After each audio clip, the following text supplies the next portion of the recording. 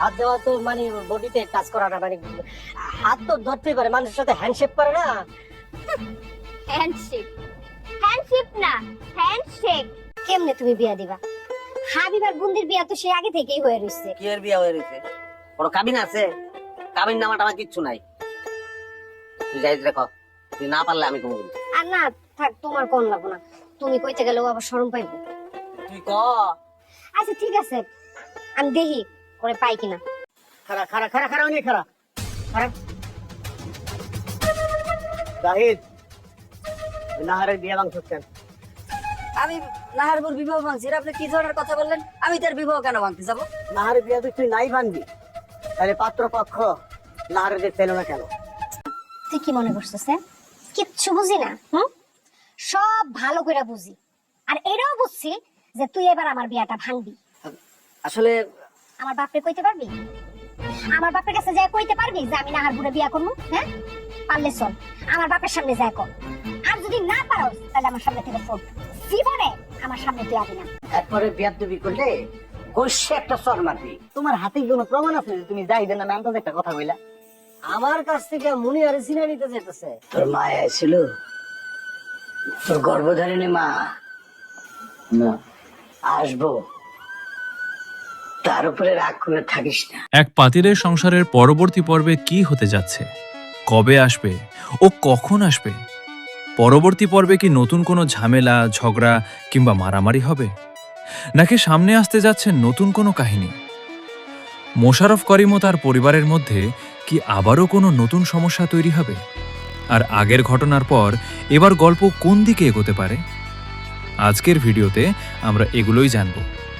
তবে ভিডিওটি শুরু করার আগে আমাদের চ্যানেলটি সাবস্ক্রাইব করে পাশেই থাকুন এবং ভিডিওটি ভালো লাগলে একটি লাইক করে দিন।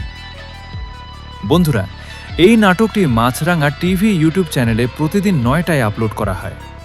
এক পাতিলের সংসারের পরবর্তী পর্ব নিয়ে যদি বলি, তাহলে আগের পর্বের ঘটনাগুলোর পর এবার পরিস্থিতি আরও জটিল হওয়ার সম্ভাবনা রয়েছে। আমার ধারণা অনুযায়ী পরিবারের কোনো ছোট ঘটনা থেকেই আবারও বড় ধরনের ঝামেলা সৃষ্টি হতে পারে। বিশেষ করে মোশাররফ করিমকে ঘিরে নতুন কোনো সমস্যা তৈরি হতে পারে এবং পরিবারের সদস্যদের মধ্যে ভুল বোঝাবুঝিও আরও বাড়তে পারে। আগের ঘটনার রেশ ধরে কেউ হয়তো মোশাররফ করিমকে দোষারোপ করতে পারে, আবার কেউ তার পাশে দাঁড়াতে পারে। আর সেখান থেকে শুরু হতে পারে নতুন কোনো তর্ক বিতর্ক কিংবা হাস্যকর পরিস্থিতি। তবে এক পাতিলের সংসার নাটকের সবচেয়ে মজার বিষয় হলো, একটা ছোট ঘটনা কখন যে পুরো পরিবারের বড় সমস্যায় পরিণত হয় সেটা আগে থেকে বোঝাই যায় না। পরবর্তী পর্বে নতুন কোনো চরিত্র আসবে কিনা সেটাও এখন দেখার বিষয়। তবে আমার ধারণা আপাতত বর্তমান চরিত্রগুলোকে নিয়েই গল্প এগিয়ে যাওয়ার সম্ভাবনাই বেশি।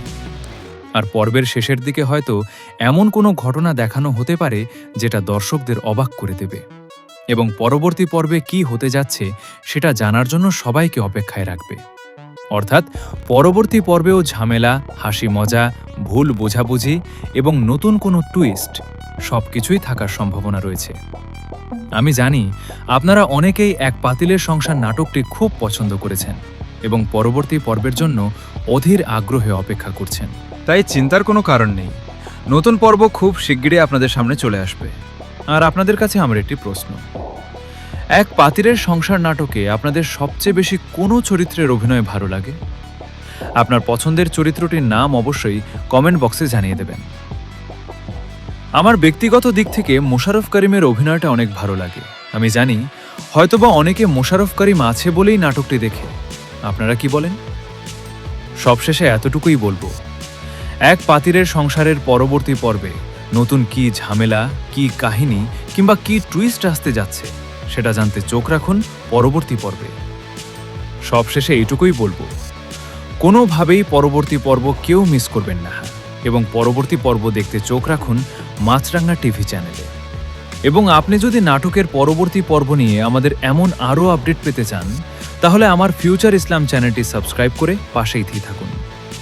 ভিডিওটি ভালো লাগলে একটি লাইক দিন, আপনার বন্ধুদের সঙ্গে শেয়ার করুন এবং কমেন্ট করে আপনাদের মতামত জানাতে ভুলবেন না। সবাই ভালো থাকবেন, সুস্থ থাকবেন। আল্লাহ হাফেজ।